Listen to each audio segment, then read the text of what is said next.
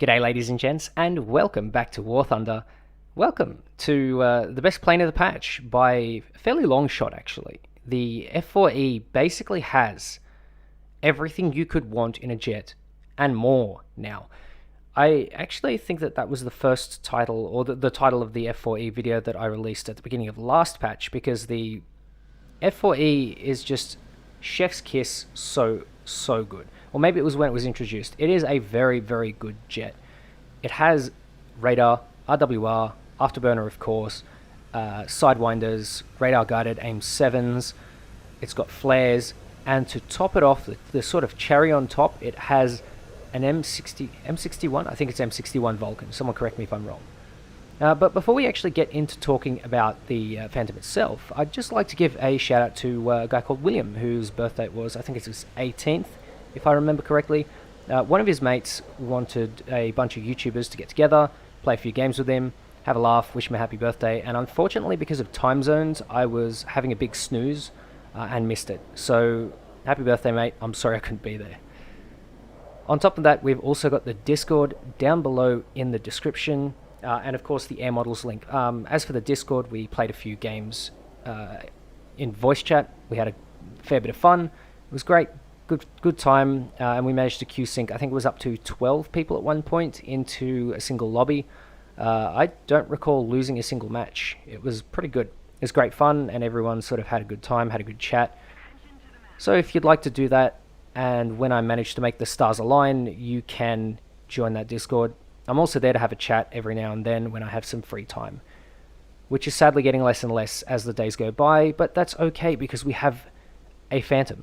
That's right, Phantom 2. Oh my god, this plane is really something else. It just seems to have everything, and I don't really know how to feel about that. The Phantom is probably the best plane at top tier by a long shot, just because it has 8 missiles and a Vulcan.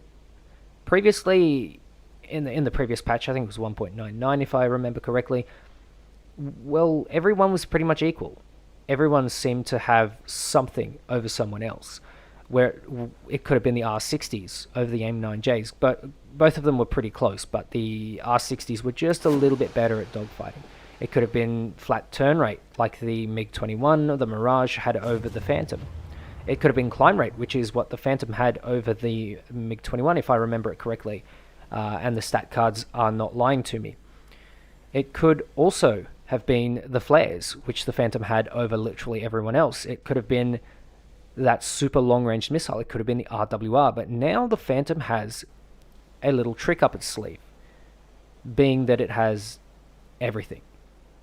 It's literally got everything, so there's almost no competition if you are going to play your plane properly.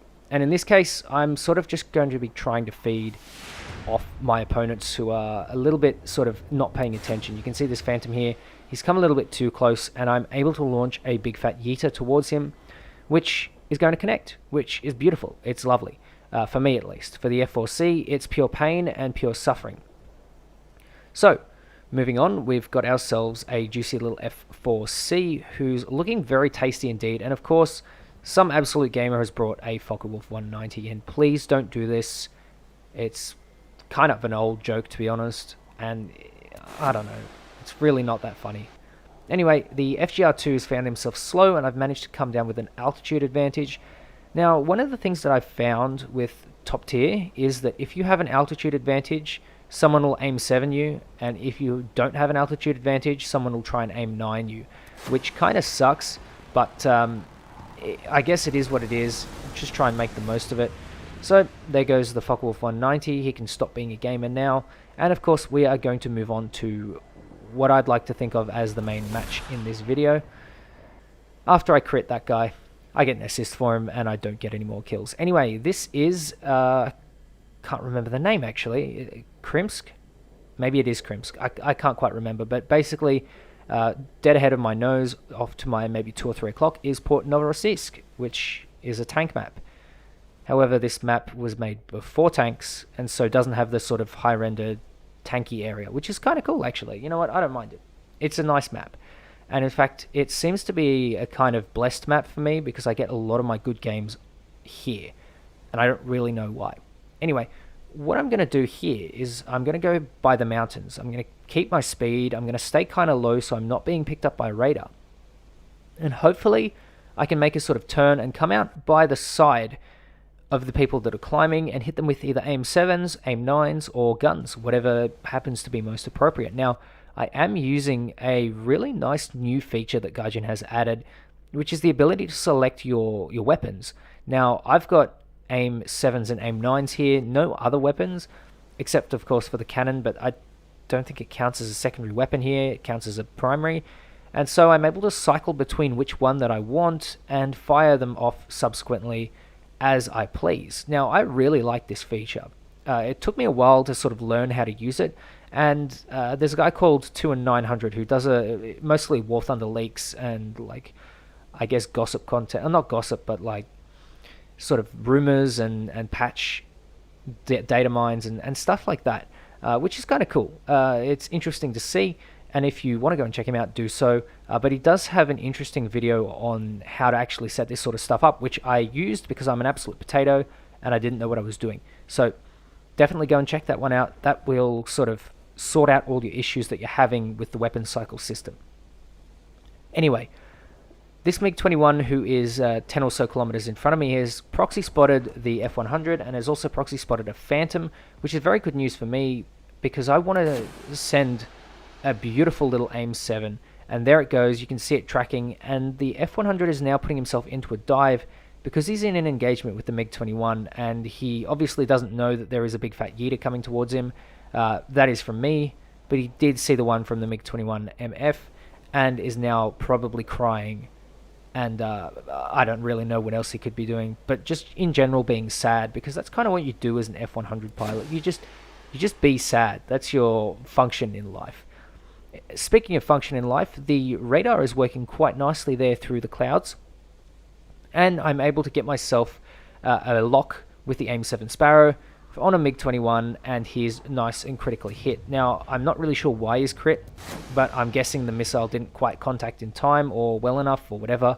But here goes the third one, third or fourth, I'm not quite sure, I can't remember because I'm stupid. And this particular guy is now diving to the deck, which means that he's probably going to break the lock.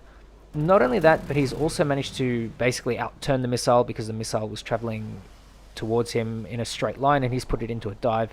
So the missile is going to have some troubles, but this one won't, because I've used the switchy thing to switch to an aim 9B, and at 1.3 kilometers there really isn't much you can do, flares or no flares. So moving on to the next target, we've got a little Jaguar here. The Jaguar for me is a little bit painful to play. I don't really enjoy it as of now. However, it is okay in tanks. Now this guy decides he wants to go head on and commit full death. Which is fine by me as long as he doesn't kill me in the process. So, of course I joke. Now, this particular Phantom here is nice and close for a perfect yeeter, straight to the face, and I managed to get myself another kill with the aim 7Es. Now, I don't know if that's because he didn't see me, but personally I have a little bit of an issue with the aim 7s. I'd like a couple of little things to be tidied up before they, before they came to the game, but, it is what it is. I prematurely launched myself an aim 9, and that's what you get. Bad spit, you did a bad job, and I've got myself a missile I thought was launching towards me, but it turns out it's not for me, and I've just put myself in front of an FGR-2, which is very, very bad. He's going to sort of turn around for me, and now I'm at a bit of low speed. So once all the missiles have been exhausted, which is actually fairly easy to do, of course I've got 2 left, but I'm not really in a position to use them. You have to kind of switch to your guns, and thankfully they stop paying attention to me, which allows me to sort of roll back over and take the fight to the enemies. It is really important to constantly remain on the front foot here, because otherwise you're not going to be a happy man. In fact, you're going to be just about as sad as the poor F-100. So, MiG-21 gets himself an aim 9J heading towards him. I'm not sure if this one connects, I can't quite remember, but it probably should be close, and there it goes. Yep, I did connect that one in the end. So what I'm going to do now is sort of try and send it for this FGR2. I managed to miss because that's the best thing I can come up with at that point in time. And now I've basically got him because the FGR2 is a little bit fatter than the F4E, but I've also got to watch for this F104. Now I'm going to quickly focus on the F104, lock in with the radar so I can slave that missile, and there it goes. It's going to make a nice connection, giving me kill number 4, leaving just the FGR2 to deal with. Now I'm very confident that I can deal with this FGR2, because if he launches a missile, it's only an AIM-9D. You won't be able to launch an AIM-7 at this altitude, and of course I have a lot more mobility or maneuverability over him. Now he cuts in really quickly, so I'm going to cut up, pop the air brakes really briefly. Now because I'm in a 1v1 and we're in the same plane, or at least the same airframe, or more or less the same airframe, I'm basically able to do the same thing as he is, but because I'm lighter, I'll be able to maneuver better than him, whereas he'll be able to keep the speed. Now obviously he hasn't kept his speed. He's put himself into a dogfighting situation, and now all I have to do is make 182 rounds connect, and I managed to do that with about 27 to spare. So there's the ace, just by playing like a complete monkey. The F4E really is anything that you could want in a top tier jet. It's just great at everything. There's nothing really that it is terrible at if you don't, and you don't even have to play it that way. You don't have to play dogfighty. In fact, I've kind of played dogfighty here and still gotten away with it because I have a team to support me. Of course, you're not always going to have that to support you, so you have other ways to play the plane. You can sort of zoom around and look for an easy kill, or look for something slow or something that's susceptible to a missile, and you can take it from there. But for now, I think the F4E is the clear winner at top tier. It is just the best. And I find that kind of sad, because one plane being the top dog is really kind of shit, because we had 4 or 5 last patch that were top dog. Anyway, ladies and gents, thank you very much for watching. I hope you enjoyed. Take care, and I'll catch you next time.